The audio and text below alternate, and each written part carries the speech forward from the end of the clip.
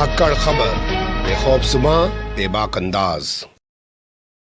धाकड़ खबर के news room से मैं आपके साथ हूं अकरम रईस खान। फिर से एक बार एक भाजपाई ने नरेंद्र मोदी को यानी देश के प्रधानमंत्री को भगवान बता दिया। कहा कि उनके जैसा महापुरुष सिर्फ धरती पर एक ही बार पैदा होता है। कैसे इस भाजपाई के बयान को देखा और समझा जा सकता है, यही आपके सामने रखने जा रहा हूं, क्योंकि बयान सामने आने के बाद कई सारे सवाल भी खड़े हो गए। पर मुझे लगता है इस भाजपाई का बयान आपके सामने रखा जाए उससे पहले कुछ और भाजपाइयों का जिक्र कर लेते हैं। जैसे चेहरा देखिए, ये है शिवराज सिंह चौहान। 4 बार के सीएम हो चुके हैं, लेकिन चौथी बार सीएम जब नहीं बन पाए तो खाली घूम रहे थे। केंद्र सरकार में मंत्री इनको बनाया नहीं जा रहा था। पार्टी का राष्ट्रीय उपाध्यक्ष, राष्ट्रीय महासचिव कुछ इनको बना दिया गया था। उसके बाद इन्हें लगा कि क्या करूं, तो इन्होंने रात दिन नरेंद्र मोदी को भगवान बनाना शुरू कर दिया और जल्द ही उसका फल इनको मिला और मध्य प्रदेश में सरकार की पलटी हो गई और अब ये सत्ता में बने हुए हैं। अमित शाह बुला के इनकी क्लास लगा रहे हैं, लेकिन अपने आप को बचाने के लिए नरेंद्र मोदी के दरबार में हाजिरी बजा रहे हैं, क्योंकि खबर चल रही है कि जिस तरीके से उत्तराखंड में सीएम बदल दिया गया, जिस तरीके से गुजरात में सीएम बदल दिया गया, जिस तरीके से कर्नाटक में सीएम बदल दिया गया, वैसे ही मध्य प्रदेश में सीएम बदला जा सकता है। और नरोत्तम मिश्रा जो यहाँ पे गृह मंत्री है, उत्तर प्रदेश के कानपुर के मूल रूप से वो रहने वाले हैं, उनको यहाँ पे मुख्यमंत्री बनाया जा सकता है। और उत्तर प्रदेश के जो ब्राह्मण हैं उनके अंदर जो गुस्सा पनप रहा है उसको भाजपा कम कर सकती है।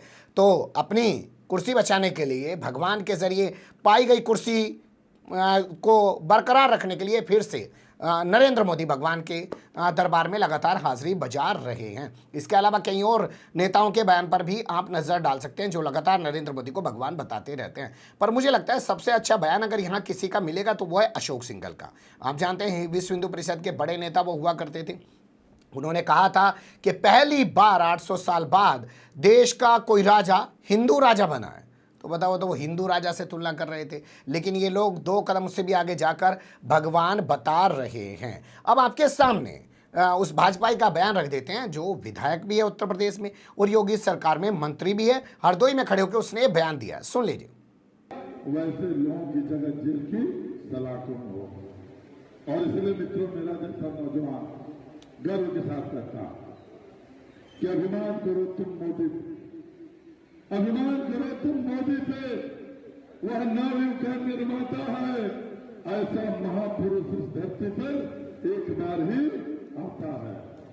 इसलिए नरेंद्र भाई मोदी कोई साधारण व्यक्ति नहीं है, वह व्यक्ति साक्षात भगवान का स्वरूप है, जो एक प्रधानमंत्री नहीं बल्कि एक प्रधान सेवक के रूप में हमारे आपके बीच में काम करने के लिए आया है। ना अपना उनका कोई माई है और ना कोई अपना भाई, ना कोई। सुन लिया आपने। अब किस तरीके के सवाल खड़े हो रहे हैं ये थोड़ा सा समझ लीजिए। तो पहला सवाल यही जो सोशल मीडिया पे तैर रहा है वो ये कि लगता है कि इनको टिकट कटने का डर सता रहा है, तो इन्हें लगा कि योगी जी को तो भगवान बताने से कुछ होगा नहीं, जबकि वो तो खुद एक साधु हैं, उनको भगवान पहले बता देना चाहिए था। वो रात दिन पूजा पाठ, कर्मकांड, इन तमाम चीज़ों में लगे रहते हैं, खुद एक मठ के मठाधीश हैं, लेकिन उनको भगवान नहीं बताया। भगवान किसको बताया? नरेंद्र मोदी को बताया। तो लग रहा है कि इनकी आदित्यनाथ योगी से पट नहीं पा रही है। हो सकता है टिकट बंटवारे में आदित्यनाथ योगी इनका पत्ता काट दे, तो इन्हें लगा कि कहाँ जाएँ, कि चलो नरेंद्र मोदी की शरण में, और सबसे बेहतर तरीका है कि उनको भगवान बता दिया जाए। एक तो इस तरीके की बात निकल के आ रही है। दूसरी बात ये निकल के आ रही है सामने कि एक ब्राह्मण जो है, भाई नाम है उपेंद्र तिवारी, विधायक भी हैं, मंत्री भी हैं, एक ब्राह्मण के जरिए इस तरीके से किसी को भी भगवान की उपाधि दे देना, क्या आज ब्राह्मणों को अपने विवेक पर सोचना नहीं चाहिए? या ब्राह्मण महासभा को एक बड़ी महापंचायत नहीं बुलानी चाहिए और पूछना चाहिए कि आज जो ब्राह्मणों का विवेक है, वैसे ब्राह्मण ही तो बताते हैं भगवान कौन है, तमाम चीज़ें कौन है, इससे कोई इनकार नहीं कर सकता। हो सकता है ये नया भगवान बनाने की कोशिश की जा रही हो नरेंद्र मोदी को, लेकिन फिर भी क्लियर तो कर देना चाहिए ना। तमाम ब्राह्मणों को एक साथ कह देना चाहिए कि नरेंद्र मोदी आज के टाइम में भगवान है। या उपेंद्र तिवारी से पूछना चाहिए कि आखिर एक ब्राह्मण के ओहदे पर होते हुए कैसे नरेंद्र मोदी को भगवान बताया। वैसे मैं आपको बताऊं, मेरे बहुत सारे पत्रकार साथी भी रहे हैं, मैंने तो थानेदारों के पैर छूते हुए देखा है। थानेदार दूसरी जाति का है, जबकि मैं ब्राह्मणों के बीच पैदा हुआ हूं, पला बड़ा हूं। वहाँ मेरे अगल बगल तमाम घर उन्हीं के थे, 2-4-5 घर ही मुस्लिमों के थे उस पूरे मोहल्ले में। कहा यह जाता था कि ब्राह्मण किसी का पैर नहीं छूता है, ब्राह्मणों के सब पैर छूते हैं। लेकिन पत्रकारिता में आने के बाद हमने देखा कि थानेदार जो एक सेकंड क्लास अफसर होता है उस तक के पैर छूते हुए हमने लोगों को देखा है। खैर उस कहानी को छोड़ दीजिए, पर अहम सवाल ये कि क्या ब्राह्मण महासभा को इससे सवाल नहीं करना चाहिए।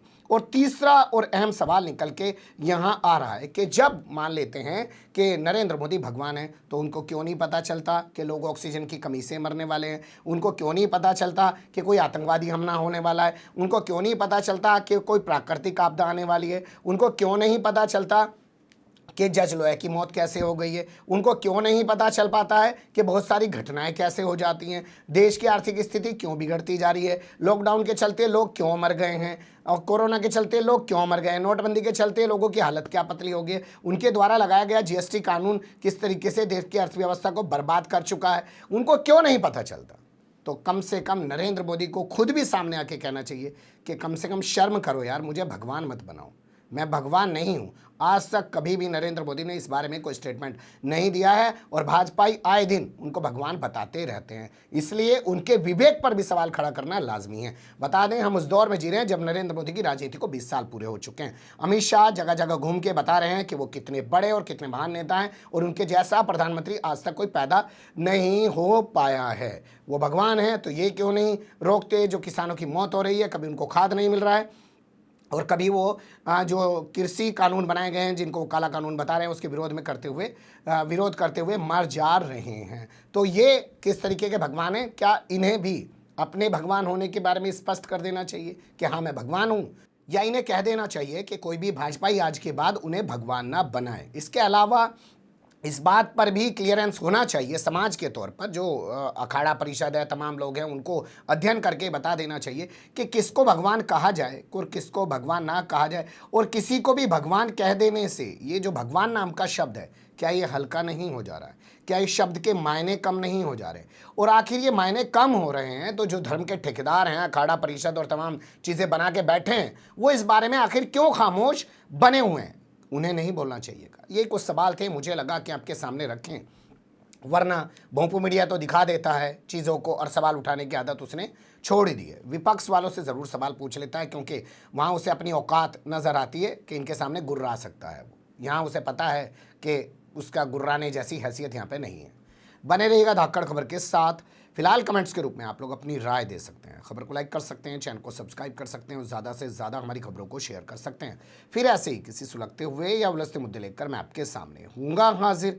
फिलहाल अभी मुझे दें इजाज़त।